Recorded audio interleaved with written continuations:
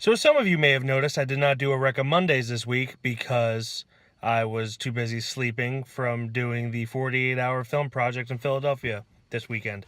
So I was going to do one today, or we had a car vlog for you today, rather, but it's a special car vlog, and it's taking a little bit longer than usual. So we're going to postpone that one and then fill it in with this right here. I was going to do a Rec Mondays today, but I just saw a movie that was in theaters that was so good. I just wanted to tell you guys about it. And because it's in theaters, of course, there's not as much footage as there are in older movies.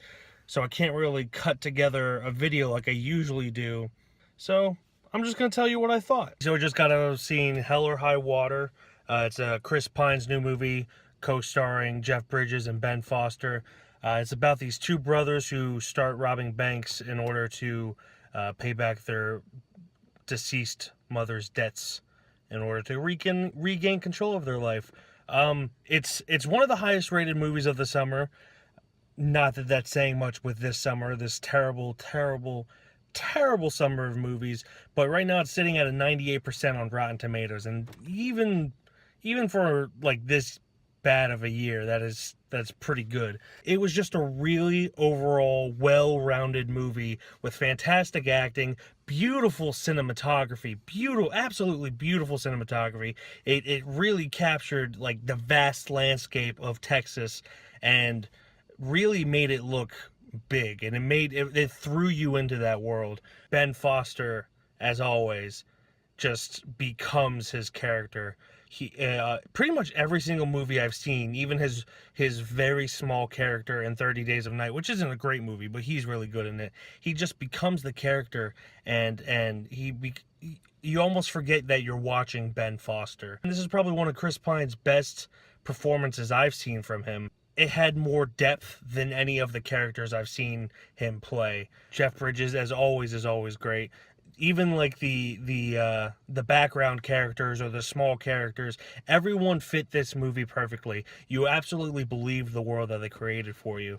It was a good movie.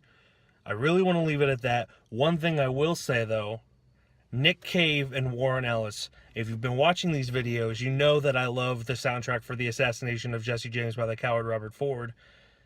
And those are the two guys that did that one. They also did the movie The Road and I want to say Lawless. But they just create great music and fit that Western kind of epic landscape style very well.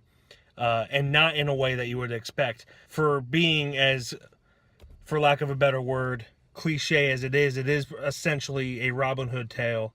Stealing from the rich, giving to the poor being themselves in this case. But there were parts where I wasn't able to guess what happened next. There was one part that actually made my jaw drop because I didn't see it coming at all. And it's very hard for someone who watches movies as much as I do for someone to achieve that. This really is one of the best movies of the year. It's one of the best movies of the summer. I would go so far, let's see. Out of the movies I've seen this summer, this is probably in the top 5. Probably top 3. I haven't really thought about it too much, but it is a fantastic movie. It deserves all the praise it's been getting. It's a very intense story that I feel most people would cling on to and sit at the edge of their seats. Or I was in a recliner theater, so I was reclining like this. But I highly suggest that everyone goes to go see it. I don't think anyone will be disappointed. I'm going to give this one an 8 out of 10. So yeah. Go see Hell or High Water. Thanks for watching that video. If you liked it, give it a thumbs up. If you didn't like it, give it a thumbs down. We don't like that, though. Comment down below if you've seen it. Tell us what you thought about it. Below my face, there's Facebook, Twitter, and Instagram. Follow us on social media and all that. Over there, that's going to be our last Friday review, which was for Ben-Hur. Click on that, find out what we thought about that. And over there, that is our last car vlog, which is escaping me what it's about. Best worst movies. I think that's it. Best worst movies. If not, I'm going to cut this out. Thanks again for watching. And yeah, see you next time. Bye.